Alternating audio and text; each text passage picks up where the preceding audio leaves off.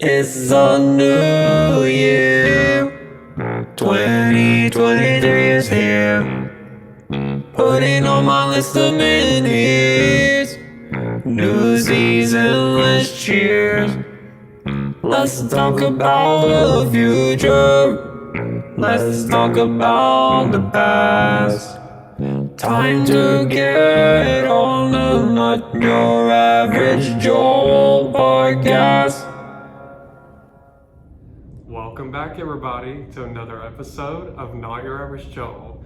So, as y'all can tell, I am here back at the library again. This is about my third or fourth time doing it here. It's definitely a nice place to come to just get to have a little bit more of a private area to kind of talk, and also not always doing it on Zoom because of like internet connections can be a problem sometimes on my end. So I'm glad that I'm able to do some of these in person, which I've been able to reconnect with old guests and new guests, and I do want to mention that this is a past guest that we have here. So this is Tony. He's been on here a few times already through Zoom, but this is our first time doing one in person, and it's definitely going to be a really good conversation. But before I tell everybody what the topic is about, I wanted to welcome him back. So yeah, thank you for being here. Hello, thank you for having me. Now in the flesh. Yeah, now in the flesh. So it's definitely going to be a good topic because I feel like everybody can relate to this topic. So today's topic of the day is actually going to be on trust. So I feel like everybody has experienced a moment where trust has been like a struggle for anybody at some point in their life. So I have a few questions that I'm going to ask Tony, and of course I'm going to give my input as well. So I think we are going to go ahead and get into our first question. So originally when I sent the first question, I think I was asking if you've ever had a moment where someone has broken, like if you lost trust in somebody, or if you were having like a moment where someone that you least expected broke your trust or something like that. But I guess I somewhat changed up the question. Basically I'm using the second part of the question. So my question is, if you mind sharing with us and me and the viewers a moment where you were betrayed by someone that you least expected to turn on you, and then what were some of those emotions that were going through your mind as you were going through this moment of betrayal? Well, let's see. That's happened more than once, so it's gotta pick. It's definitely, I'll say, the response to having somebody, break your trust. I mean, it kind of changes over time. At first, it's just the first time that something like that happens, you're like, oh my gosh, I can't believe, how could this happen? How could you do this? And then you get really hurt and you're really upset and you just get really emotional about it. But, the more times it happens, because people will disappoint you, people will walk all over you if you're not careful. You kind of get used to it and get to the point where you just expect less from people in general, and kind of are like, well, if somebody wants to honestly do me harm or do something that, they said they wouldn't do or that I wouldn't expect of them to do, then, that's on them, and I just don't really get my hopes up that much. So it's kind of, I guess it's a balancing act, because people talk about, not getting a hardened heart, so to speak.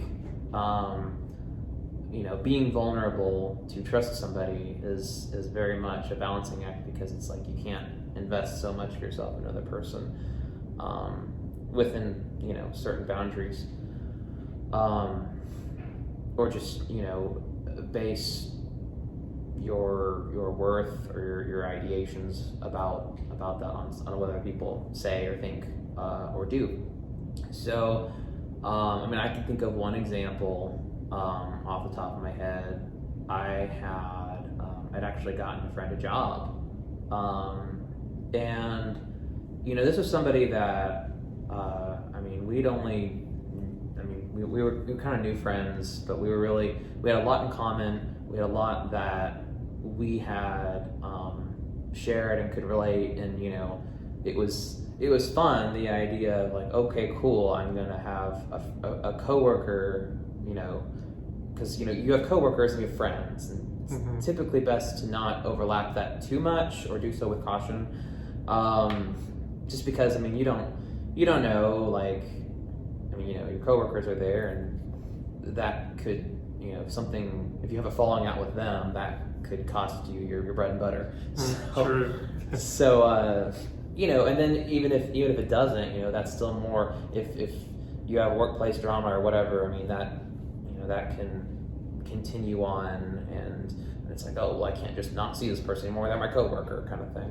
But anyway, so I had coworkers, I had friends, and I was like, okay, well, cool, I'm gonna actually have a friend who I can, bring on to the team, and show them around, and we'll be good, and it'll be kind of like an extra little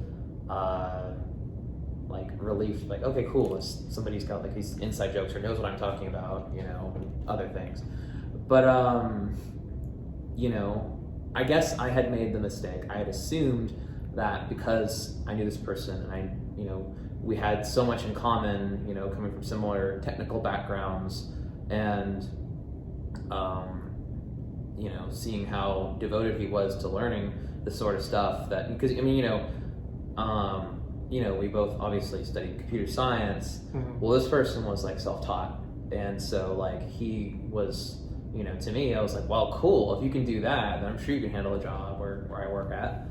And it was just like, okay, cool, I'm sure you can handle it. But turns out, a couple months into the job, it's just, he didn't have the same prioritization or ethic for the work that was kind of required to kind of meld in. He didn't really meld with the other people on the team. It's a very, software, you kind of have to be self-driven to not only do the job, but also to learn a lot of things that you probably didn't know before.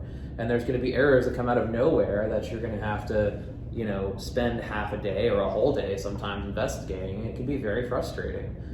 But, if you put in the work and you make something of it, then it can be very rewarding.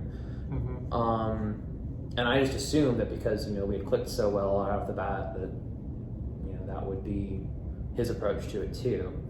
But instead, kind of the opposite happened, and it was like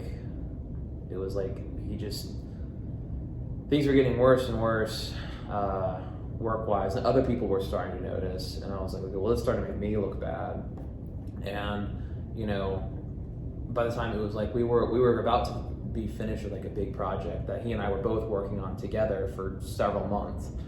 And then I basically said, okay, well, we're almost done, right? He's like, yeah, we're almost done. And then, come to this time, I've told the clients basically, like, hey, we're about to be able to deploy this project. It's like, I'd already been done with my part for a while, and I was like, okay, well, he's done with his part soon. Not thinking there'd be any issue. And then, the last day before this, like, okay, I'm done with everything. I was like, okay, cool. He's like, except for this, because I was told that it could wait. And I was like, what are you talking about? Man. And then we pulled up the old conversations with the clients. It's like, look, this is where we spelled out what needed to be done. This is what was done. This is what needed to be done. And I've talked about it. We had talked about it. If you had questions, I told you to ask questions. We've been talking about this nonstop back and forth for months. And he's just like, oh no, blah blah blah. I'm just came up with some excuse and didn't take ownership of the problem and just kind of blamed everyone else about it. And then later that day, he said, oh, well, I'm submitting my 2 weeks anyways. So I was like, okay. Oh my gosh. So it's just like, oh wow, you are really something. Oh my gosh, that sounds like a terrible situation, which thankfully I've never been in, but it does almost make you want to like proceed with caution when it does come to like making friends with people within the workplace, because if he wasn't going to be putting in his 2 weeks notice, it probably would have been a little bit hard to kind of like coexist. I mean, I'm sure you would be able to coexist and like work together as a team, but it would have been kind of harder just getting through that. And it makes me think of like another thing that comes to mind is like some people, which thankfully nowadays a lot of companies like talk against like people trying to date each other within the company. Oh gosh. Yeah. I just thought about that one too, because I can just see where if there was any kind of moment of trust being broken within that relationship, or even like you said, a friendship between coworkers, it can just bring just a negative vibe and atmosphere, and it can be very tense and stuff like that. So I could see that being definitely one I guess like a learning lesson in a way. It's like basically if you're gonna try to pursue a friendship or even a relationship of some kind with somebody, just definitely be very careful and definitely take into consideration that if that friendship or relationship doesn't work out, you do have to manage to somehow be around them to some sort, and just definitely just definitely a reminder out there when it comes to something like that. Yeah, before I got on the job, I mean, we would hang out pretty regularly, a couple of times, a month, maybe each week or every other week, something like that. Come over, just whatever, hang out. But since like the last day of work, we haven't even spoken since. It's just like, well, I mean, some people just don't have much ability to interact with problems, and they don't, and sometimes it's just more stressful to them to actually like even if you don't want to admit you're wrong, to even like entertain the idea at all. So and then they just kind of shut down. It's like, okay, well, again, what at this point, it's like, what do? You just take it in stride and move on, and you don't lose sleep over it. Yeah, exactly. That's all you can do is just move forward with that, and just take this as either a lesson, or just just take it for what it is, and you're just having to move forward with no regrets from your side. And like some people can be that type where they just don't want to own up to anything. They always are the one to point the finger at the other person. So I've definitely been around a good bit of people like that in my life. Like, I could definitely think of moments where I've been betrayed by someone I least expected to be betrayed from. Like, I guess one person, for example, is like my ex, which so this is the real tea. Yeah, this is the real tea where it comes in. Which is she in front of Facebook? Is she gonna see this? No. Oh, okay. Yeah, she actually is out of state now, so I don't think I mean, I know I don't matter, but she's not friends with. I know I don't matter. Jeez, is that how the relationship went? Yeah, well, there is some things where trust was broken within this relationship. I've kind of I'm at peace with the situation because it happened like about 5-10 years ago. It was like a years of period of time where trust was broken with this relationship. But well, with the first time, I know people are probably thinking, you've mentioned this story before, but I'm gonna remind y'all again what happened. I guess it's how I brought all of this up like way at the beginning of my podcast journey. So I was with an ex. I started dating her when I was going to Jeff State Community College. I was 18. And this was like, I was very late to the game when it came to dating. So this was like my first real relationship. So anyways, we were dating for only a few months because I found out during like the last couple of months that she was with somebody else. So she was with with me and one other guy at the same time for about a couple of months. And so we broke it off. And then 3 years later, I thought about giving her a second chance. Yeah, so Never do that. Yeah, I've learned my lesson because I fell into it. I got back with her again, and this was 3 years later, assuming that maybe she changed, like maybe, maybe I saw some things within her that I thought that maybe she matured, and then I found out that she was with a married man while we were in a relationship. Gosh. So there was that. And then, stupid me, 3 years later again, while we were at UAB, she went to UAB as well, I would see her a good bit, and I almost considered getting with her a third time. But I guess I don't know if it was probably just desperation at the time of not wanting to be single. And so anyway, some of my friends in my friend group was very against the idea, which they should be. I definitely understand now looking back at it. But anyway, there was one specific friend that was so against it. And at the time I was telling my ex that oh, we don't have to live for anybody's approval. We can just, get back together if we want to. But for some reason, she felt like it would be good to have a conversation, for us to talk with him. And I guess to talk about our feelings and stuff like that. And so a week later or so, we ended up having a conversation, and turned out while we were having the conversation, she acted like she had no clue what I was talking about. Ooh, gaslighting. Yeah. So it turned into a 2 versus 1 battle, basically, because I know she was good friends with this friend in our group as well. So it ended up turning into I was telling him all of this, and it made me look like I was just trying to cause problems and starting drama, and I was telling her we talked about this a week before, and she's like, I have no clue what you're talking about. I was thinking, are you kidding me? So I was telling this friend in the group, I was like, I promise you, we spoke about this, and because he had a closer, friendship with her than me, at the time, he basically took her side and didn't believe me. So, yeah, there was some, I was definitely very upset with that situation. I told myself, never again am I going to try to pursue being with this person.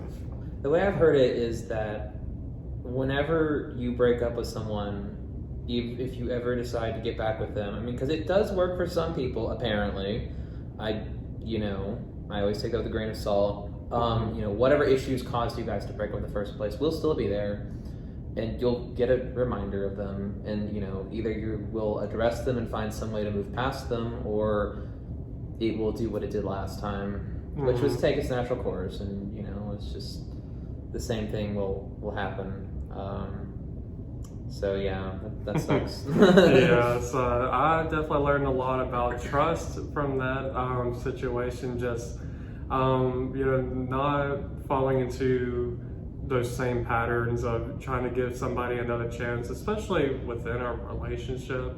Because during the second time we were together, I would always think about the cheating the first time, and then I would always, even though it wasn't right, I probably did. If there was ever a moment where we would talk, but maybe not really have a big argument, but just kind of going back and forth, I sometimes would throw it in her face, which I shouldn't have, but I would kind of throw it in her face about her cheating on me the first time, and stuff like that. So I knew that trust was definitely going to be a lot less than it was probably hardly going to be there. So for whatever reason, I still tried pursuing it, but knowing that trust was not always going to be there fully, and that's definitely not good to have when it comes to people that are in your life, because you want to feel like you fully trust that person, especially someone that you want to eventually marry and have a family with.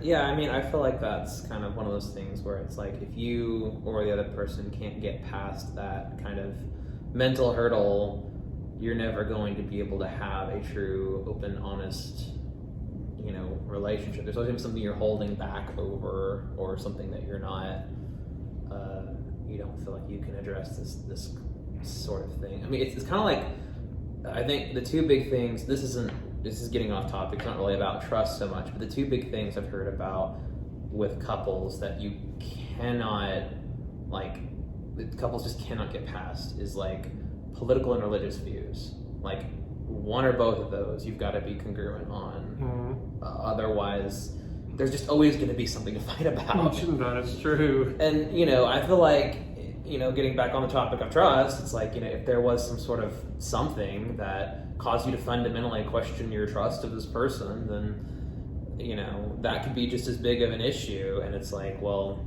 because I knew somebody who got with someone else, and, you know, they would text me at like weird times. They're like, well, I don't know, this person doesn't respect my boundaries, or, you know, like we're already living together, so I'm already committed and such and such. But like, I don't know, how do I trust someone? I just don't feel, you know, like I can trust them. And, you know, so some of that gets more complicated because it comes down to some people in relationships. They're like, they have self-worth issues, or they have image issues, or they have problems with, like, you know, they can't trust that someone else would actually provide them with a stable relationship or put forth that effort. And so they create these problems sometimes where there are none. Other people seek it out, like your crazy ex, I guess. But you know, it's not easy for people to get over that. And, you know, it's sometimes it is best to start fresh, which in your case means find another person. yeah, most definitely. Because just all the emotions of going through all that was definitely a mixture of a lot of things. There was definitely a lot of hurt, of course. There was anger for sure, confusion, and there was a lot of just things that were going on there. So yeah, I guess when it came to that, you know, that was probably the one person I could think of that came to the top of my head when it comes to someone that betrayed my trust that I didn't expect to betray my trust. Because I feel like I felt we had a good, I thought we had a good core relationship, but I guess that didn't matter at the end of the day. There was other plans that were being made that I didn't realize. So yeah, so that's one moment where I could think of. Because even with family, I don't feel like I've had any huge moment with a family member where I feel like trust was broken. I mean, the only thing is probably if I told somebody something and then they told somebody else what I said. But besides that, and you've got a big family, so yeah, that's a pretty good record. Yeah. So I can at least say that, you know, I feel like, you know, having had a trust breaking of trust with family members. So I guess I can at least say that. So there's something good that comes out of that. So I guess my next question that I have on here is, so do you feel like once somebody betrays you, are you the type to give somebody a second chance, or do you feel like once they do you wrong once, you're done with them, or does it depend on the situation in person? I mean, it's always going to depend on the situation in person, but I guess it really depends on, you know, really what happened. There has been one time I can think of that was probably the only exception that someone drove me this far. And, you know, if she watches this, I don't care, she'll know.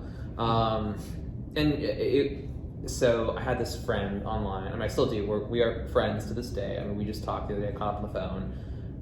I've known her since right before I started 9th grade, and so it's been really cool because she lived up in New Jersey or something, and or she lived in New Jersey. There was not or something. She was there. And, you know, I live in Alabama, and, you know, we were talking basically pen pals, but, you know, just instant messenger and phone or whatever. And it's been so cool because, you know, we've been talking as we've both been respectively growing up, you know, that was right. That was my last year in normal school before I went to boarding school, and then, you know, she was talking me through that, and then she was going through normal high school, and then, you know, we eventually ended up doing stuff doing college individually. You know, this whole time we've never met. We're just calling, comparing notes, gossiping, just being best buddies from a distance this whole time for years. And a few years ago, she got into a relationship with this guy who, you know, again, she had been in multiple relationships. It wasn't like there was anything like that between us. I mean, like, it was never an interest like that. I always have to preface that, like, oh, well, you talked to this girl this whole time. You're gonna, you know, it was like, no, it's not really in my slated interests. You know, we were just genuinely good friends, and that's really hard to come by, especially somebody who's like, even just having the consistency in this age, everything moves so fast, just like call and catch up with somebody. Because like I don't even do that with a lot of my friends from, you know, high school or even college. It's just like, oh wow, you know, this has been like my one. It's like the closest thing I have to like a childhood friend at this point. But like a few years ago, she got with this guy who was very emotionally abusive to her, and you know, he was very manipulative and would make her do things that weren't always the best. And at some point, like, she and I had this tradition where every New Year's we would call, and like, she was in Eastern time zone and I was in Central, and so we would call and then we would do her countdown, and then we would just talk for that middle hour where it's like, hi from the future, you know. It was just a dorky little thing we did. And then, you know, one year apparently, like, he got into her phone and he's like, I don't like you talking to her, et cetera, et cetera.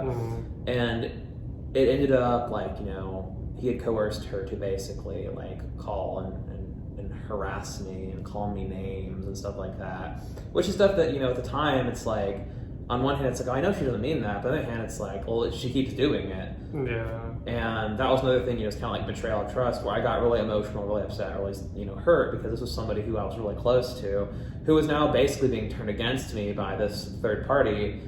And it's really weird to think about, like, in the time that passed, because it got to the point where she was basically, they would basically both call me and harass me, and it got to the point where I said, if you call me one more time, I'm going to call the cops or put a restraining order or something. And keep in mind, this whole time, we've never even met yet. It's just this whole escalation of you know, everything that's just happened to this online person that has become so close to me. I think it was about 2 years where I just had nothing to do with her. I didn't talk to her. You know, when I would think about it, I'd be like, well, I'm sad, because that was, you know, was a really rare opportunity to get to have someone that, you know, I talked to, and we kind of sort of grew up together in a sense, because, you know, this was like our teenage age, like right before you start high school, right before you start really making your own like decisions and becoming an adult. You know, to see somebody else grow up through that, and to grow up with them and have that kind of event, and just like, oh yeah, I remember this is what we were like and this is what we are now, you know, that was sentimentally something really important to me. And you know, just to have that gone, I was like really upset. And so we didn't talk for a good 2 years, and then I think some stuff happened in her personal life, and she eventually came back. And at first, as soon as she came back, I was like, whatever, go away, like, I don't want anything to do with you, you're crazy, get out of my life. But she kept coming back, and it's just like, you know, that's fine. He was like, oh, well, you know, she really does want to try to stay in contact with me again. And you know, I guess she and the guy she was with, like, they broke up, and then like they got back together, but when they did, apparently like the dynamic was different or something, and they figured out a lot of stuff, and I don't know. Eventually she actually came here to meet me a few years ago, and like I was like, oh my gosh, hi, you know, she stayed for a few days. Like, you know, this is so weird. Like, yeah. I've known you for, at that point, it would have been like 10 years I've known her, and then this is like, hey, nice to meet you. Welcome to Alabama, you know, stranger from the internet, but not really. Yeah. It was really cool, and you know, I had to show her around places and stuff, because at the time she was actually contemplating coming to go to school here, but those plans changed. But yeah, it was, you know, to this day now though, I mean, we worked through all of that, and you know, I'd say she's probably one of my best friends. You know, and I think that I feel like in some respect, having gone through that too, is like that kind of solidified, like, oh, well, you know, I know, I mean, that probably won't ever happen again, you know. Yeah. Yeah. So that is like the one big exception I can think of in terms of, you know, I just got a notification on my phone saying it's time for your podcast. that was like an hour off. You know, other than that, like most other people, other than having that much investment in somebody, like I don't typically give people the time of day if they've really gone out of their way to intentionally do something that was disingenuous or hurtful to me. Because and this is another thing that's difficult, like as an adult. I mean, like as a teenager, you have all this time to deal with drama and whatever, and that's when we start out as teenagers. But like as an adult, you just realize all of a sudden, like I don't have time. Mm-hmm. You know, I have to focus and spend my time investing in the people that are worth investing in, and investing in the connections and the things that I want to do. Sometimes I'm going to get to do that because it's just work. Oh yeah, you know, you can either choose to live your life and do the things you want, or you can fold the laundry. You know, it's really it's really a choice of that is the dichotomy of night and day. Until one point, like you just come home and like, I'm just gonna fold every piece of laundry in this house. Yeah. And you don't have a choice. And you're just like, okay, it's done. I'm gonna forget about it for another week or two, you know. Mm-hmm. But yeah, no, definitely error on the side of like one and done, you know. Mm-hmm. Yeah, that makes a lot of sense. I think it just depending on how close of a friendship you have with somebody and how much time you invest in like getting to know that person. I think it does depend on how you would answer this question. So it does make a lot of sense. I'm glad that there's at least a happy ending with you and your friend, that y'all are still in touch with each other after someone trying to come in between and try to mess things up, because that is a reality that a lot of people experience, where somebody will come into like you become friends with somebody, then somebody like jumps into a relationship with your friend, and then they can cause problems because there's like jealousy probably from their side, and when there shouldn't be a reason for jealousy. It's just like you said, it was a friendship and that's all there was to it. So, but it's unfortunate that people kind of have like a jealousy or even like an insecurity when it comes to those things, because of the lack of trust that they may have with, you know, maybe they've had past experience with somebody that's done them wrong, which I'm definitely even trying to like even learn from my past, like, you know, the experiences that I've had as far as trust, and like not bringing that into any relationship that I'll hopefully have in the future.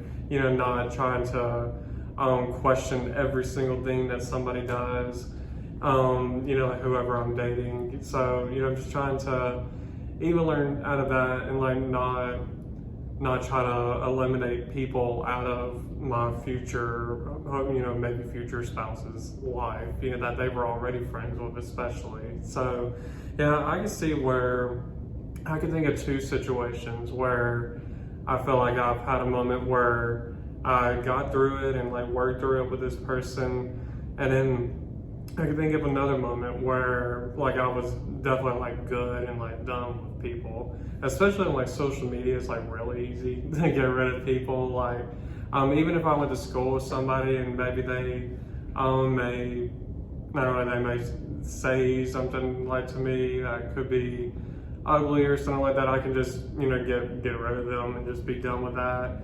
And or even like a situation I could think of is, I don't know if you've ever had this happen before, but like I would go to, of course I went to public school from kindergarten all the way up to high school, and a year or two ago someone reached out to me that's never spoken to me. I graduated with his brother, but I've never talked to this guy in person ever in my life, and he starts like asking me, oh, how are things going? And I'm like, oh, good, you know, I'm telling him like things that was going on at that point, and then out of nowhere he's like, can I borrow like $50? Oh. I was like, oh my gosh. So I was like, I really don't I told him, I really don't really know you well enough to be just giving you money. Yeah. And he's like, well, I need this for like our apartment, like with the rent, and he's talking about like I'm diabetic and stuff like that. It's like, oh, okay, but it's like I still don't really know you that well. And then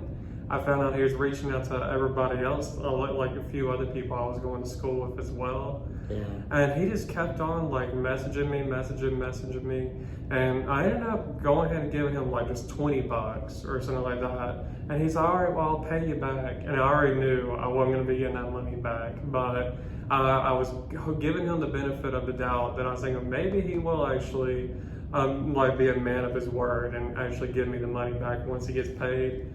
And once that payday for him came, oh, the money didn't come in for some reason into my banking account. I need to reach out to the bank. It's like, I knew you're gonna give me excuses. Then the next day, the same kind of thing. So I was like, all right, well, I'm just gonna block you completely. I didn't tell him that. I just went in and blocked him.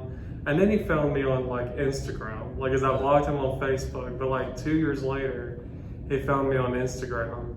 And he's like, hey man, how's it going? And yeah, same kind of thing. Then he's like, could I borrow some money? I told him, I said, did you not realize I blocked you like a couple of years ago? You have a reason for that. I said, there's a reason why I blocked you, and it's because of this, because you didn't pay me back. I know it's just $20 at the end of the day, but still the facts are that you said you were going to pay me $20 and you didn't. So then he was just like, well, man, I really need it, like I don't even know what his excuse was this time, but I was like, I'm sorry, I don't think I'm going to be able to give it to you, and like, sorry about that. And then he's like, then he still carried on. I was like, do you want me to block you again?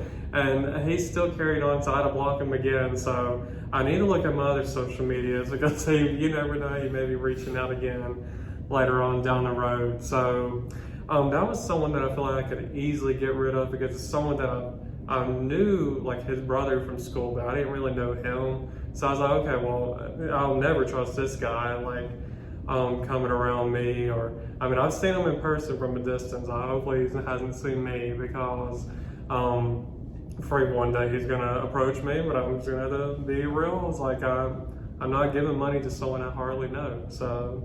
That's one of those things where it's like, the way I've always heard it, I think it was like my dad told me this, I don't remember, but it was like, kind of the allegory is like when you feed cats, and as soon as you feed them once, they will come back again.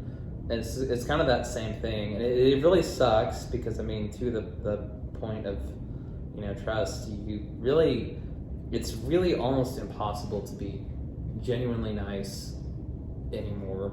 Yeah. Because there are people who make like basically a full-time swindling career. You have these people, and you can look for similarities in their stories. You can almost Google it and be like, oh, is this person, trying to scam me? It's like, they'll have people, they'll always say that like they have like you go to like a gas station and someone asks for money or something like that, and they're like, oh yeah, my family's parked just down the road, and I came here to see if I could get somebody to help me, and I just need some money to get some gas or get some food or get whatever it is. There's always some impoverished other individual, and it's just like it's 100% not true. And it's like, well, okay, I am I can't just be nice to you, because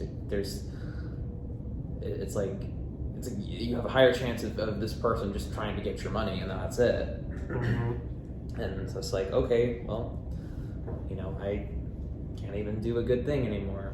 Yeah, it is unfortunate. It's like even seeing like people on the side of the road that's always like asking for money at the traffic lights, and sometimes you do things like, do they really need the money, or are they just trying to be like fraudulent, basically, and like trying to trick people into assuming that this person's poor when they really do have money on the side. So it's sad that you almost have to even question somebody that really may need the help, and you almost don't want to be the nice person because you're afraid you're gonna, if you try to give that person the money, then you realize that they may end up doing something like trying to rob you for more money, or you just never know. There's just so many different outcomes that could come out of that. So it's unfortunate that you can hardly trust anybody anymore.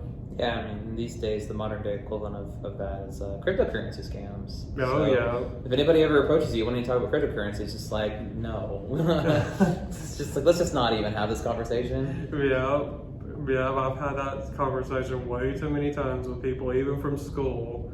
Like that happened to me one time a couple of years ago. Someone was trying to reach out to me and asked to meet up for like dinner to talk about that. I was like, I'm good. Like, it's like, thank you though, but I don't think you're one to talk to me to catch up with me. How are things going? I think you want to talk to me about crypto and all that stuff, and so that's just not something that I'm really going to pursue right now. So thanks for no thanks.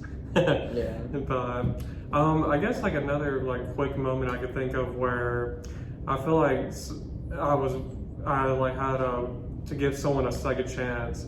I almost in a way lied about earlier. I said I haven't had a moment where a family member was like had a trusting issue kind of moment, and I'm going to go ahead and say it just because we're on good terms now. But there was a family member that came into our family, so I'm going to say it's not blood. It's someone that married into the family. I was actually friends with this person before this person got married into our family. And well, I assumed that we were friends. So all this time, like we were hanging out, and turned out that this friend was pursuing a relationship with someone in my family. So I found out that basically I almost felt like I was used as bait to for this person to get with this person in my family. So there was a moment where like trust was broken there. But that is another moment that I could think of where I almost feel like I feel like I needed to give this person a second chance because, for one, it's family, and like in order to have a good like relationship and friendship with that family member that's married to this person, and for their children too, for me to still be in their lives.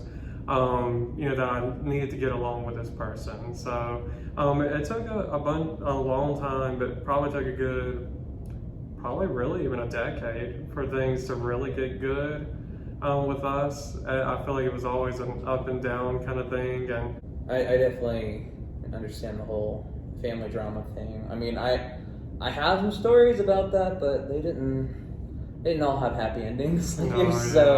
So it might not be the best to bring up here. But yeah, like with my next question that comes to mind, I feel like we've kind of barely like touched on this already, but we can kind of go a little bit more into it. So my next question is, do you think that being too trusting is a bad thing? I mean, this is a pretty short answer. 100% absolutely yes. Yeah. I mean, and that doesn't just have to be personal relationships. I mean, that can come down to just how you approach all kinds of things in life. Yeah. I mean, there's a difference. I mean, it sucks. You don't want to be like Mr. Anxious Anxiety. Everyone's out to get me, but you're safer to bet that maybe 75% of people could very well be out to get you.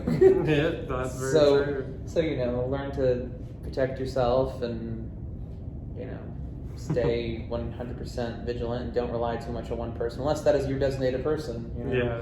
That and it doesn't have to be a relationship. It doesn't have to be family. I mean, you could just have legitimately, some people or person that you can actually you can take and say like, I mean, not to say take them for granted, mm-hmm. but rely on them. Yeah. But yeah, no.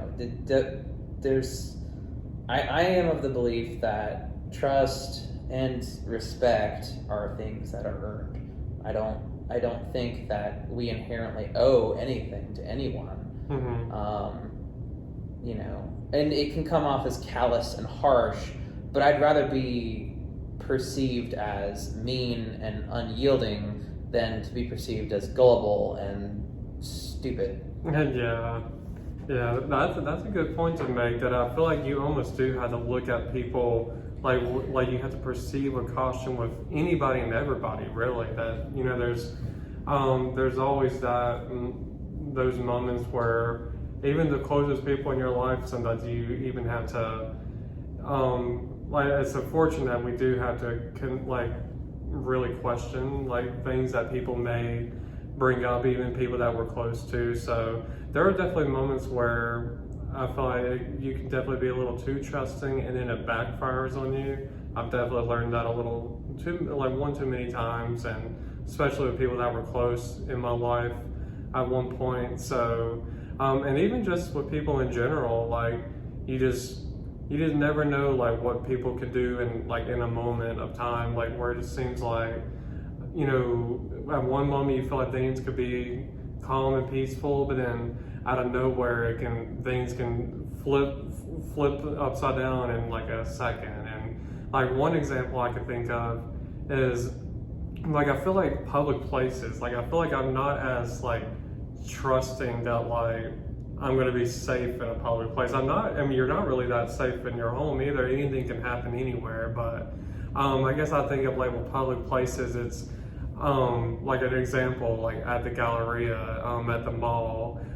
There's a moment where I was sitting there in the food court, and just out of nowhere, I heard screaming like in the distance.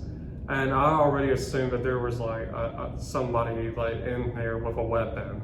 And so I like started looking around, and I turned out seeing like these group of teenage girls in a distance like laughing about something. So that I don't know if someone just came behind them, like scared them, and like they all were just starting to laugh. But even like moments like that, I feel like I almost can't let other people enjoy their moments without me feeling like, oh, like it's something happening. So I feel like even like just trusting other people, I almost have very little trust in other people. Yeah, I mean that's perfectly valid. I mean it's just kind of the way to typically be an adult, especially once you get to the point where when you're looking out for other people, when you have to take care of people, like whenever. And this is a big thing with adulthood, whenever you eventually have, a partner of some sort to take care of and look out for, and then also, if you two end up having kids, that's like the big thing of like, I can't trust anyone in the world. They're gonna hurt my kids, Mm-hmm. For me, I mean, I kind of take solace in the fact that, we do live in Alabama, and in the words of my father before me, an armed society is a polite society. So if you're ever a little bit uncertain, it's like, well, we have constitutional carry. You can protect yourself. Yeah, there is that. And it's kind of like bringing an umbrella along with you. You bring it so you don't need it. Yeah, that's a good point. It's just, and it sucks that you have to like, minimize everything that someone could be going through, or everything could be happening down to that single thing. But I mean, when it comes down to a life or death situation or a split second, that could make the difference between, you or someone who's incredibly important to you being, permanently harmed or killed. Mm-hmm. So, when it comes to trust, that's a knowing how and having the ability to defend yourself in any situation, I think is one of the most important things that is fundamental to human rights, more than pretty much anything else. And so, I think that's a really important thing, in the lack of trust. It actually reminds me, so, we lived in Dallas before we moved to Alabama, and it was so weird to me because the first house we moved to, I mean, granted, it was on a guarded military base because my father was in the Army, but even when we moved off post to other houses around, it was just so weird to me to see houses that did not have like alarm sensors on all the windows and all the doors, because when I was in Texas, it was just normal, we would go in the front door, and then immediately the alarm would go off just because you opened the door. Even if and you had to enter in a code to disable it, or else it would call the cops. Because it's just assuming, because there were so many people getting their houses broken into, there were so many people, just like home raids, just, they just go in there and just kill everybody and start stealing stuff, and it would happen that fast. So to come from this world where everybody's so overly, extremely anticipating something, the absolute worst thing possible happening, to Alabama, where that stuff, it certainly does still happen, but to where that's just not the normal expectation. Yeah. And to have, it's like, oh, well, in some cases, like in Alabama, like things are a lot more like spread out. So, and there's all these trees in between. So it's just like, oh, okay, cool. Well, I sometimes have this like protection just by proxy of having a lot of trees between me and the next guy, that can just make you feel like you have more privacy and stuff like that. But it was a weird thing to me. I was like, oh wow, now it's like my security system. I took it upon myself. Like I have like security cameras around my house, and have a dog who every time he hears anything that sounds vaguely similar to a doorbell, he's got to bark at it. Yeah. But and all else fails, I have a gun. So yeah, there you go.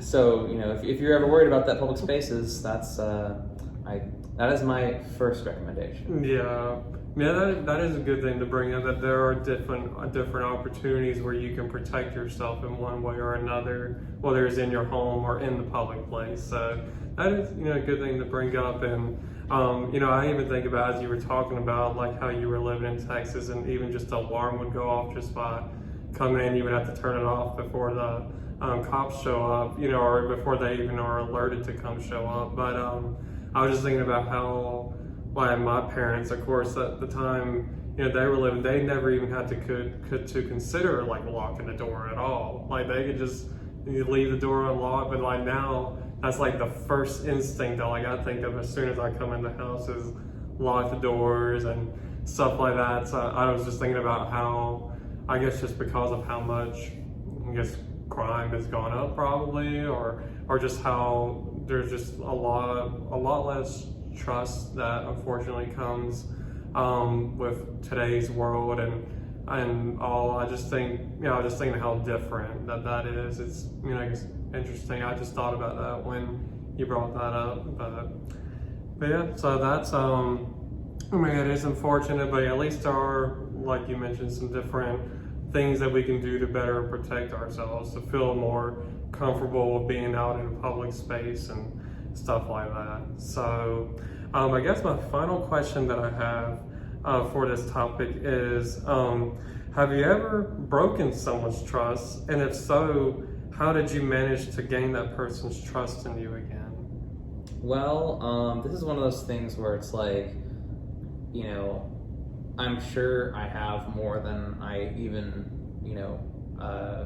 have committed to memory at this point. It's just, because when you do something bad and, you ask somebody to forgive you and stuff like that, like you don't always want to, you two don't want to dwell on it. You want to move past that. But I know the first thing that comes to mind is, of course, I've definitely broken my parents' trust a lot growing up. There was a lot of things they didn't want me doing, and I, was more just focused on activity of craftiness, of like, oh, how can I get around what they want me to do? Without even getting into specifics, it's just, there was a lot of things that I was sheltered from growing up, and they just wanted to protect me. Going back to the whole trust thing, the world's terrible and everyone's going to kill you. I think honestly they were kind of traumatized by the time they grew up. Things are bad now, but it wasn't really much better in the 80s.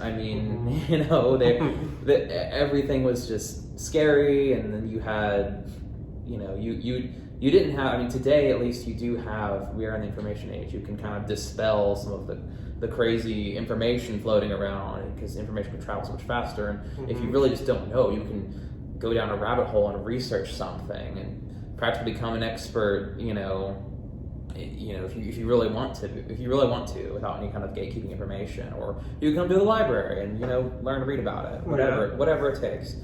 But they had a lot of preconceived notions and a lot of ideas about things that I personally, they're growing up, didn't agree with, or I thought that was overkill. And so I took what leash they gave me, and then I went and did things they didn't want me to anyways. I guess the difference with parents though is that if your parents really still want to be a part of your life, because you're gonna keep rebelling, and the way they say it is they raise you to rid you. You get out on your own, and you're not going to agree about everything. That's why you go and make your own decisions. That's kind of the impetus for wanting to move out and do your own thing. Because if you just agree with everything your parents say, then it's just okay, well, there's no point for me to make my own decisions. They've got it good, Yeah. But I think really in terms of the relationship we had is, it kind of had to become a realization for both of us, to determine what is it exactly that we want. What do we want to have to do with each other? Do we want this to always come between us? Or do we want us to always be so focused on our differences that we just throw apart literally my entire childhood? And I think that's a really important thing for, people who have disagreements or family drama that doesn't always have a happy ending. At some point, you're going to have to come to terms with the fact that, okay, I believe and feel this way about this, and you believe and feel this way about this, and we are not going to agree. But you move on and move past it and say, look, I don't want to give you up as a person and just not have anything to do with you. Because you realize that there's no reason to, mitigate your experience with that person to just that, to that thing that you disagree on. I mean, some people don't agree with that, for certain, and other people have deeper trust issues, and they don't, they really can't repair that relationship. But I know that for my family, it's still, even though it's nowhere near as often as it was before, that I got to see them, it's still very important to me to have some involvement, So it was very much a, after a while of me going off, running off, doing all these, I'd say fun, they'd say terrible things, it's we worked through it to some degree, or even if you don't work through it, if there's somebody you really genuinely love, then it becomes less of an issue over time. But that's just the first example that comes to mind. I'm sure there's been other people I've broken their hearts, and here I am being heartless and not remembering them. Yeah. Well, I'm glad that you at least bring up your parents' situation, because those are two people that you definitely want to have in your life, and of course vice versa, they want to still have you in their life. So you are willing to work through those, past issues and move forward. So I think that's really good to bring up. And I guess for me, I could think of one situation with a friend I'm still friends with to this day, but there was one point in time where it was really hard between both of us, because I guess when I was younger, maybe I had a little bit more, well, I guess all of us when we were younger were a lot more immature, maybe making choices, different choices that maybe we shouldn't make. And I feel like I was maybe a little bit more insecure when I was younger. Now, I would get very jealous of people that I was really close to being close with other friends. It was weird. For some reason. Yeah. I used to be the same way. Yeah, I was like that with just one friend specifically. And me and this friend would always go back and forth, and then one day I think he told me something like you're very verbally abusive, and I kind of took that in, and I was thinking maybe I do need to have a self-reflection long as I'm thinking I'm right, and I'm thinking that it's all on this person's, like it's all their fault. But at the end of the day, it was actually, a good bit of it was my fault, just due to my own, I guess, jealousy or insecurity that I had with this person, to where me and this person had less of a close relationship, friendship after all of that happened. And it's kind of reminds me of that phrase where like it takes years to build trust but like seconds to break it. And I feel like that's kind of like what happened with this friendship at one point.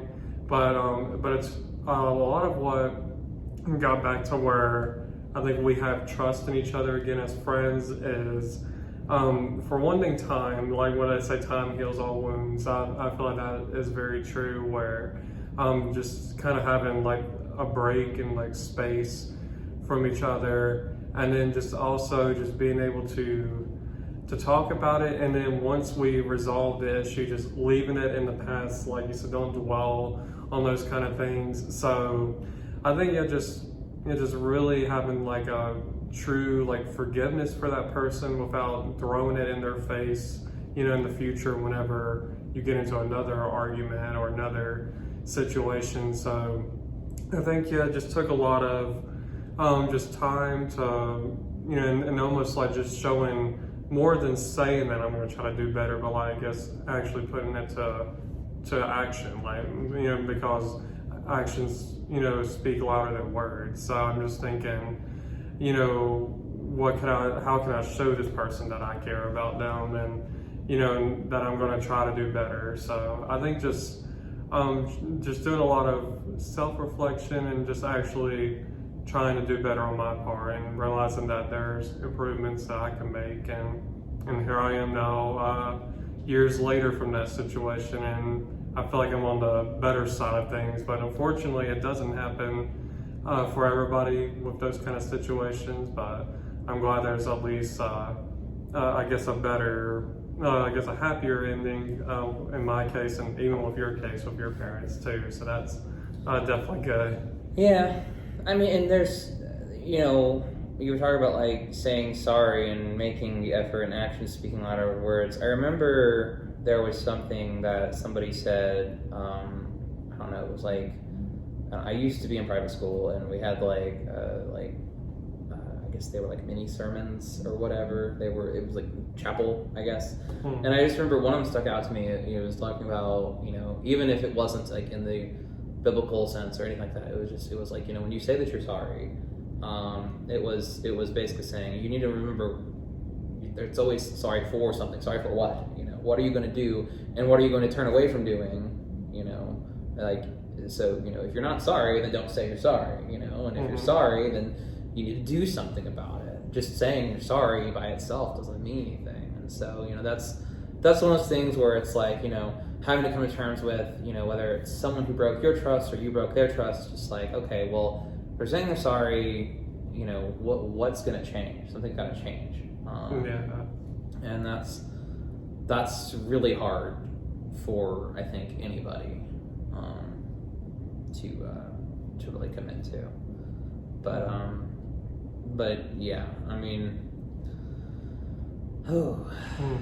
that's that's actually a really good point that you bring up. That I feel like it's like a good way to close out on this topic as well. Is that like if you're willing to want to make things right and to gain that person's trust, or vice versa, I feel like everybody needs to make that effort in like wanting to really make a change instead of always doing the same thing. I'm sorry, it's all right, I'm sorry. Like, and it's like that same chain reaction where you feel like you don't even trust that person's going to try to do better when they keep falling into that same patterns. So I think that's a really good thing to bring up. And I think that at the end of the day, I think when it comes to trust, all we can do is really try to be open to changing ourselves. Because I know some people say that like once you grow up, it's like you are who you are at that point. But I feel like even when you're an adult, that there's things that you can change about yourself, and there's always room for improvement. and because you don't want to feel like. So I feel like if you hear by the time you're an adult, like that you are who you are, it's almost like there's no room. Like you're always going to be a non-trusting person. If by the time you're 18, you're still doing the same, I guess, like immature things that that you're constantly like breaking trust, or you're constantly backstabbing people. So yeah, I think that's just I guess a reminder that I could think of that comes to mind, that there's always room for growth and always room for change. Yeah, it can be hard. Yeah, it really can. So anyways, I think that's going to end our topic for today. I hope that everybody enjoyed watching this episode or even listening to this. But I'm definitely glad that we were able to do this in person. So yeah, thank you for being here today and doing this. Sure thing. Yeah, so everybody, I definitely appreciate your support on here, whether you're watching or listening to this, and just letting y'all know that actually after this episode, there's only going to be 2 episodes left of this season. So, and then I'm going to take a small break, and then I'll come back in the summer and get back into recording. So I just thought I'd give y'all a little heads up. So anyways, everybody, I hope that y'all have a good rest of your day or night, depending on when you are watching or listening to this. And I will see y'all on the next episode of Not Your Average Joel. Talk to y'all later. Bye. Thank you, everybody that took the time to listen to this episode of Not Your Average Joel. My podcast is available not only on YouTube, but also on Spotify, Apple Podcasts, Google Podcasts, or wherever you get your podcast from. I also have an Instagram page where you can see outstanding moments, behind the scenes, and even a funny moment or two from each episode at Not Your Average Joel Podcast. If you want to get in contact with me, then my Instagram page is probably the best way to do so, through direct messaging. I appreciate any kind of support that you have given to this channel, whether you are a guest or a listener to this podcast. Once again, I thank y'all so much, and I look forward to sharing more of my life with y'all on the next episode of Not Your Average Joel. Goodbye.